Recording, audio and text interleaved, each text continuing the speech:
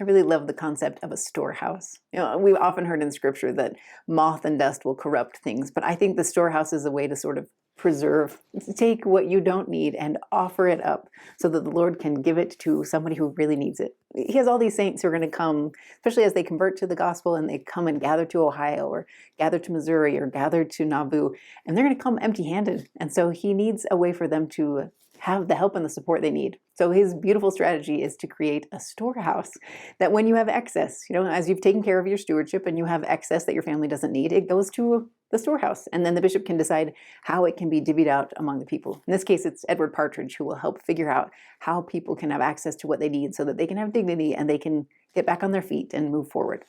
So I wanted to take a chance in this object lesson to help your kids understand that bishop storehouses still exist today, even though this was something that began in the Doctrine and Covenants here. It's something that's carried through our church even to this day, and they're all over the planet. So I give you some links in the notes so that you can go and watch some videos about what the bishop's storehouse is. But I wanted to give your kids a really simple way to understand the concept.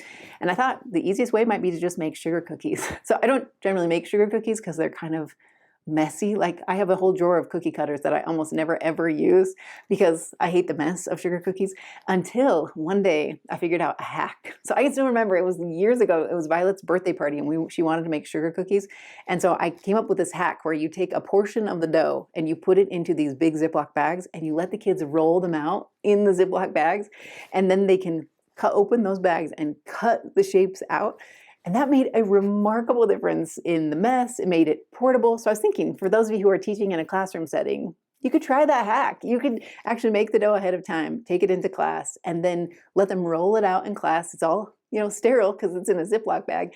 And then they could cut it out. Maybe you can pop them in the oven, or maybe just bring cookies into class and talk to them about the process. But what your kids need to see is that excess. So you've all done this before when you're making biscuits or cookies. Like you roll it out, you make as many, shapes as you possibly can in the dough that you have in front of you. And then you put those onto the cookie sheet, and then you have excess, right? There's this leftover part.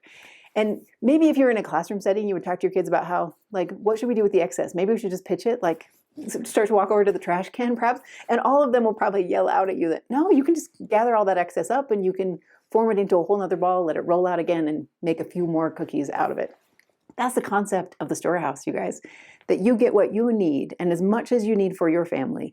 And then all that excess that seems to be wasted can be used for another purpose. So when we offer our tithes and our offerings and it goes to help fund things like the bishop's storehouse, or when you take of your excess and you give it to a place like DI, it's essentially the same concept. It's a way for the Lord to take what to you is excess, but to someone else would make more cookies, right? It could create a lot more, especially as a lot of us donate and offer.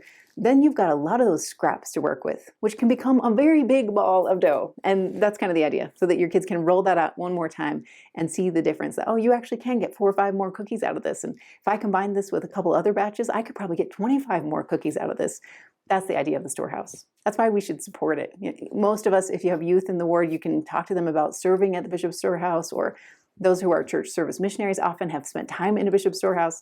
So this would be a good lesson to bring those people in, let them testify about the work that happens there and the spirit that comes with helping people in need in a way that brings them dignity and peace. And that's what the bishop's storehouse is all about.